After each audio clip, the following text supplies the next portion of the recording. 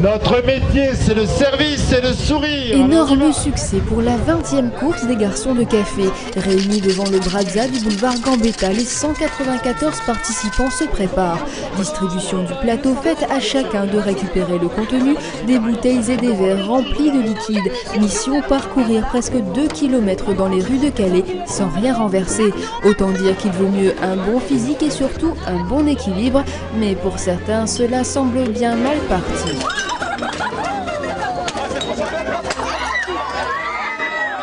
Le départ est donné par le maire de Calais et Raoul de Groot, fondateur de cette marche.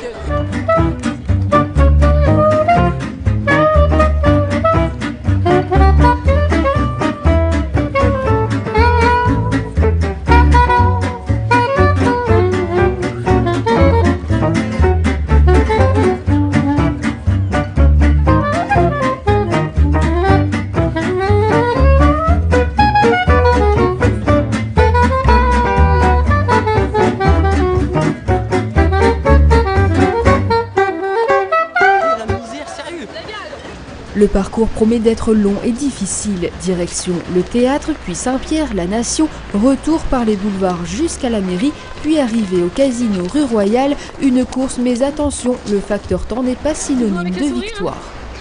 Plus il y a de liquide et moins on a de pénalités.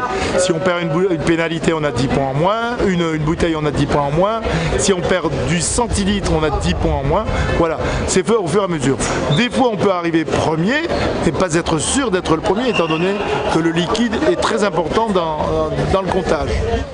Après plus de 30 minutes de marche, les premiers arrivent, le chrono est stoppé, puis direction la table des juges, chargés de mesurer la quantité de liquide restant dans les verres.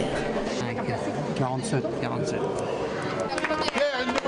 Autour de la première féminine d'arrivée, bien contente d'en avoir fini, mais surtout heureuse d'avoir réalisé ce challenge.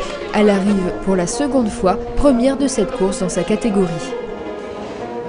Difficile au niveau des jambes.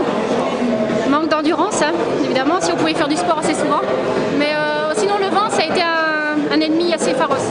Enfin, ça a été difficile. Pour les plus jeunes, il y a encore du boulot. Une bonne partie est arrivée avec un plateau vide ou alors bien vidé de son contenu. Mais l'important, c'est de participer et leur courage est à saluer.